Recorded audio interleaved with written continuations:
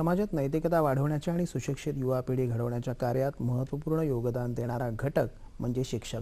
शिक्षकांच्या कार्यकर्तृत्वाची दखल समाजातल्या प्रत्येक घटकानंच घ्यायला हवी. सामाजिक आणि आर्थिक स्तरावर होणाऱ्या स्थित्यंतराचा प्रभाव सर्वच क्षेत्रावर पडतो. शिक्षण क्षेत्र सुद्धा याला अपवाद नाही. शिक्षकांची सेवा अत्यंत महत्त्वपूर्ण आहे. गुरुशिष्य परंपरा लाभलेल्या आपल्या देशात शिक्षक, विद्यार्थी आणि समाज यांच्यातलं नातं थोडं पुसट होताना दिसत आहे. शिक्षक मुलांवर संस्कार करणारे समाजाचे बलस्थान आहेत. त्यांच्या सेवेचं मूल्यमापन करणं शक्य नाही. तथापि शिक्षकांना सन्मान आणि गौरवशाली स्थान प्राप्त करण्यासाठी शासन आणि समाजानं पुढे येण्याची गरज आहे. समाजातल्या प्रत्येक घटकामध्ये शिक्षकाप्रती आदर भावना निर्माण झाली पाहिजे, ज्याची सुरुवात कुटुंबातून झाली तर सामाजिक मानसिकता बदलण्यात मदत होऊ शकते. तसं झालं तर सुसंस्कारित आणि सुशिक्षित समाज निर्माण कार्यातला प्रमुख आधारस्तंभ असलेल्या शिक्षक वर्गाचा दर्जा आणखी उंचावण्यास नक्कीच मदत होईल. तथापि शिक्षकांनी सुद्धा काही प्रमाणात आत्मपरीक्षण करणं गरजेचं आहे. शिक्षक दिनाच्या पार्श्वभूमीवर अधिक चर्चा करण्यासाठी सांगलीतल्या कस्तुरबाई वालचंद महाविद्यालयाच्या प्राध्यापक आणि राज्य पातळीवरच्या आदर्श शिक्षक पुरस्काराच्या मानकरी डॉक्टर रोहिणी तुगदेव या आज आपल्या स्टुडिओत आल्या आहेत. डॉक्टर रोहिणीजी, 9:30च्या बातमीपत्रात आपलं मनपूर्वक स्वागत आणि सर्वप्रथम पुरस्काराबद्दल मनपूर्वक अभिनंदन. धन्यवाद. आजच्या काळात शिक्षकांचं समाजातलं स्थान हा खरं तर खूप मोठा विषय आहे की शिक्षक नुसता वर्ग घडवत नाही, वर्गातल्या विद्यार्थीने एक अख्खी पिढी घडवत असतो. आणि ज्यांच्या जयंतीच्या दिवशी आपण शिक्षक दिन साजरा करतो, डॉक्टर सर्वपल्ली राधाकृष्णन, त्यांची शिक्षकांबद्दलची आत्मीयता सर्वश्रुत आहेत आणि ते म्हणत असत की पूर्ण शिक्षकाचं व्यक्तिमत्व त्या विद्यार्थ्यांच्यात प्रतिबिंबित होतं आणि त्यामुळेच समाज घडतो, त्यामुळेच एक अख्खी पिढी घडत असते. आजच्या शिक्षकांचं समाजातलं स्थान आणि सर्वपल्ली राधाकृष्णन यांच्या अपेक्षा यात कुठे सांगड आहे का आणि नेमकं स्थानात समाजातलं काय? सर, डॉक्टर सर्वपल्ली राधाकृष्णनांच्या बाबत बोलायचं तर ते प्रथम शिक्षक होते. म्हणजे ते उपराष्ट्रपती होते, राष्ट्रपती होते. संबंध जगाला वंदनीय वाटावे असे तत्वज्ञानाचे गाढे विद्वान होते. पण तरी सुद्धा पहिल्यांदा ते काय होते तर ते शिक्षक होते.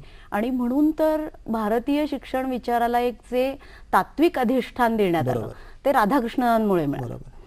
तेव्हा आता हा एक आदर्श आहे. आदर्श हा नेहमीच उंच असतो, तो मिळत नसतो. तो मिळवायचा आपण प्रयत्न करायचा असतो आणि तिथपर्यंत जायची वाटचाल करायची असते.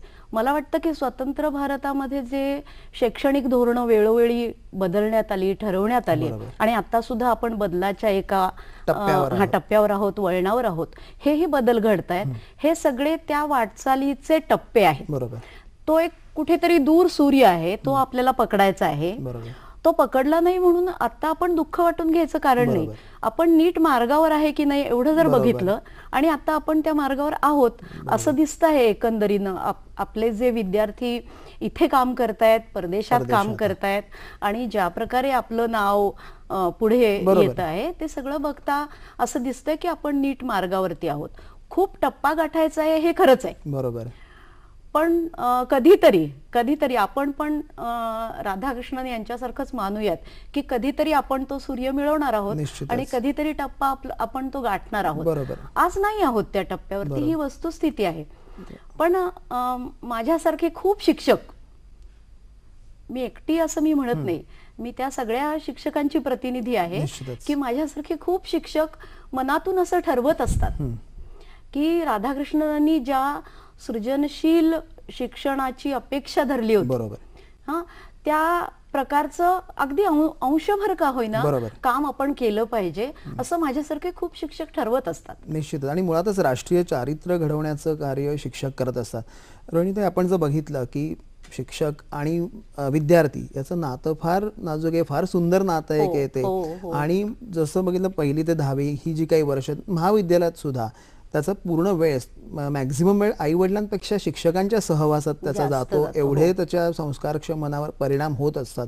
आज काळ बदलला, आधुनिक काळ आहे, त्यात मुलं खूप बिझी असतात, विद्यार्थी शिक्षकाचं जे एक नातं, जे ऋणानुबंध तयार व्हायला पाहिजेत, त्याला पुरेसा वेळ मिळतो असं आपल्याला वाटतं का? आणि आता हे नातं बदलत चाललंय असं आपल्याला वाटतं? हो, विद्यार्थी आणि शिक्षक यांचं नातं बदलत चाललंय ही वस्तुस्थिती आहे. पण ते नातं का बदलत चाललंय याचाही आपण विचार करायला पाहिजे. म्हणजे संबंध शैक्षणिक वातावरणच बदलत चाललंय. आज आपण बघतो आहे की खडूफळा हळूहळू संपायला लागलाय. कालबाह्य वाटतं. आणि ऑनलाईन शिक्षण मिळण्याची सुविधा झालेली आहे. दूरशिक्षण पद्धती सुरू झालेली आहे. आणि ह्या सगळ्याचा परिणाम म्हणून आणखीन ही सगळी प्रसार माध्यम ज्या प्रकारचं माहिती आणि ज्ञान लोकांपर्यंत विद्यार्थ्यांपर्यंत पोहोचवतंय, या सगळ्यामुळे संबंध शैक्षणिक वातावरण बदलून गेलंय. आज इथल्या विद्यार्थ्याला सुद्धा परदेशातल्या एखाद्या विद्वानाचं अमक्या तमक्याबद्दल म्हणजे फ्रॅक्टल बद्दल तुमचं काय मत आहे असं इथला एखादा विद्यार्थी परदेशातल्या मॅथ्सच्या प्राध्यापकाला विचारू शकतो, मार्गदर्शन घेऊ शकतो. त्याला गरज नाहीये की त्याच्या महाविद्यालयातल्याच प्राध्यापकानं ते सांगायला पाहिजे. इतक्या सुविधा झाल्या आहेत. अशा वेळेला जुनं गुरुकुल पद्धतीत जे विद्यार्थी आणि शिक्षक यांचं नातं होतं तेच टिकून राहिलं पाहिजे अशी अपेक्षा तरी आपण कशी करायची. म्हणजे अपेक्षा सुद्धा आपल्या बदलायला पाहिजेत असं मला वाटतं. आणि ह्या आता नव्या अपेक्षा ज्या तयार झाल्या आहेत, ह्या नव्या अपेक्षांना नवं नातं न्याय देतं की नाही याचा विचार करायला पाहिजे. म्हणजे आम्ही शिक्षक खरोखर विद्यार्थ्यांच्या ज्या अपेक्षा बदलतायत, विद्यार्थ्यांच्या मागण्या बदलतायत किंवा समाजाची पण आमच्याकडूनची अपेक्षा बदलते, त्याला आम्ही पुरे पडतोय का नाही. आणि पूर्वी ज्या प्रेमाने मुलांना भरवलं जात होतं, तर आता भरवण्याचे दिवस संपले. बरोबर.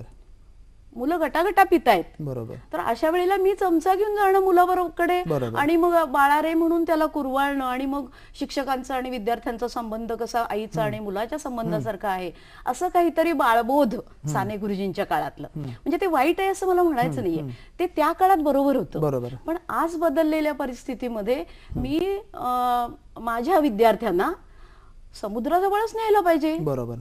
माहिती ज्ञानाच्या सागरापर्यंत न्यायला पाहिजे. त्याला त्याचं विशाल दर्शन घडायला पाहिजे. आणि आपण या समुद्रामध्ये कसे जाणार आहोत, त्याचं लंघन कसं करणार आहोत असे महत्वाकांक्षी विचार विद्यार्थ्यांच्या मनात यायला पाहिजेत. त्यामुळे प्रेमाच्या ठिकाणी विद्यार्थ्यांच्या मनामध्ये जबाबदारीची जाणीव निर्माण करणं, ज्ञानाची ओढ निर्माण करणं अशी एक नवी जबाबदारी शिक्षकांच्याकडे आली आहे.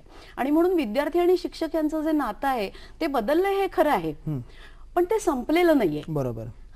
काही ठिकाणी काही अनुचित प्रकार कदाचित घडत असतील, घडत नाहीत असं नाही, पण समाजाच्या सगळ्या क्षेत्रामध्ये कुठे ना कुठेतरी अनुचित प्रकार घडत असतात, म्हणून ते क्षेत्र वाईट नसतं. बरोबर आहे. मला वाटतं आपण जर बघितलं की समाज व्यवस्थेचं एकंदरीतच चित्र बदलत चाललेलं आहे आणि नुसतं सुशिक्षित नाही, सुसंस्कारित समाज घडला पाहिजे. त्याचबरोबर आज राष्ट्रपतींनी म्हटलेलं आहे की शिक्षकांच्या सक्षमीकरणाची सुद्धा गरज आहे. म्हणजे गरजा दोन्हीकडनं आहेत, शिक्षकांबाबतीत आणि विद्यार्थी आणि समाज. त्यातनं आपल्याला समाज घडवायचा आहे, ही फार मोठी जबाबदारी. आणि आता 15 ऑगस्टला प्रधानमंत्रींनी पण म्हटलेलं आहे की 70,000 नवीन शाळा त्यांना सुरू करायच्या. त्यासाठी जवळजवळ 7 लाख शिक्षक त्यांना लागणार आहेत. आणि समाजातल्या प्रत्येक घटकापर्यंत शिक्षण, सर्वांसाठी शिक्षण हे पोहोचलं पाहिजे. ह्या असे मोठे महत्वाकांक्षी कार्यक्रम आहेत. या अशा कार्यक्रम जेव्हा राबवताना आपण बघतोय तर आपली पालकांकडनं किंवा शिक्षकांच्या समाजाकडनं काय अपेक्षा आहेत, पहिल्या आपण समाजाकडनंच्या अपेक्षा बघूया.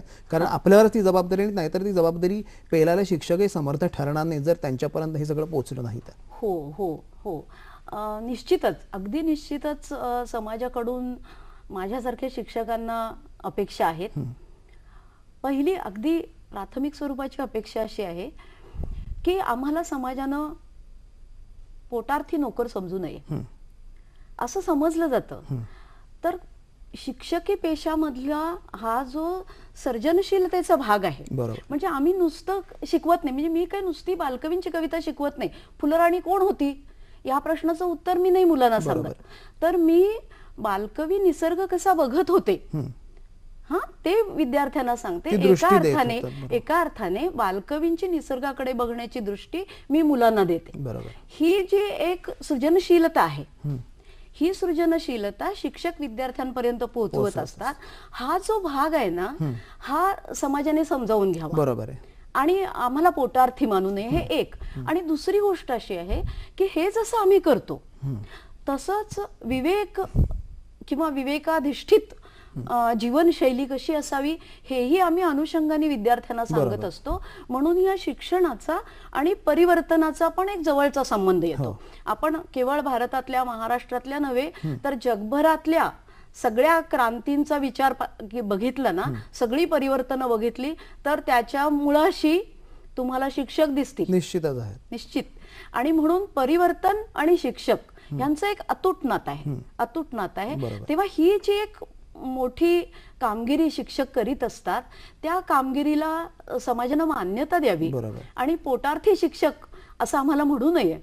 आमच्याकडून अधिक अपेक्षा कराव्या जरूर, आणि त्या अपेक्षा पूर्ण करणं हे आमचं कर्तव्य आहे. ही तर खरीच गोष्ट आहे. सरकारी पातळीवर रोहिणीताई शिक्षकांना प्रोत्साहन मिळावं हा एक भाग झाला की पोटार्थी समजून सर्जनशीलता आहे शिक्षकांकडे, आणि एक मोठा विचार तुम्ही की परिवर्तन आणि शिक्षक यांचा फार मोठा संबंध आहे. अगदी थोडक्यात जाता सरकारकडनं आपल्याला काय अपेक्षा आहेत आणि पालकांना आपण काय सांगू? पालकही यातला महत्वाचा घटक. हो, पालकही यातला महत्वाचा घटक आहे. सरकारकडून अपेक्षा अर्थातच आहेत, म्हणजे प्रत्येक नागरिकाच्या सरकारकडून अपेक्षा असतात आणि ते असणं स्वाभाविक पण असतं. एक शिक्षक म्हणून अशा अपेक्षा आहेत की संशोधनाला ज्या प्रकारचा निधी उपलब्ध करून द्यायला पाहिजे, ज्या प्रकारच्या सुखसुविधा उपलब्ध करून द्यायला पाहिजेत, त्या प्रकारचा निधी आणि त्या प्रकारच्या सुखसुविधा महाविद्यालयातल्या शिक्षकांना पुरेशा प्रमाणात मिळत नाही. बरोबर. हा, कदाचित विद्यापीठातल्या आणि सेंट्रल युनिव्हर्सिटीज मधल्या प्राध्यापकांना त्या मिळत असतील, पण छोट्या छोट्या महाविद्यालयातल्या शिक्षकांना हे मिळत नाही. साध्या ग्रंथालयाच्या सुविधा सुद्धा मिळत नाही. बरोबर. आता ह्या सुविधाच मिळत नसल्यामुळे मग शिक्षकांनी किती पावलं पुढे जायचं असा प्रश्न निर्माण होतो. तेव्हा सरकारने, म्हणजे हे तर चांगलीच गोष्ट आहे की आता मला पुरस्कार मिळालाय, माझ्यासारख्या अनेकांना पुरस्कार मिळालाय, अशा प्रकारचे पुरस्कार देणं, आमचं कौतुक करणं, हेही सरकारकडून चांगलीच गोष्ट आहे, एक प्रोत्साहन आहे. आणि सरकारकडनं टाकलेलं एक पुढचं पाऊल दरवर्षी आपण करतो, पण मला वाटतं ही कंटिन्युअस प्रोसेस असावी की शिक्षक जर समाजाच्या परिवर्तनासाठी इतका बांधील आहे किंवा महत्वाचा घटक आहे, तर नुसतं शिक्षक दिनापुरताही मर्यादित न राहता वर्षानुवर्ष शिक्षकांच्या याच्याबद्दल अधिक विचार व्हावा. मला वाटतं हीच आपण आज आशा करूया. आणि आज आपण 9:30च्या बातम्यात सहभागी झाल्याबद्दल मनपूर्वक धन्यवाद. धन्यवाद. पडूया पुढील बातम्यांकडे.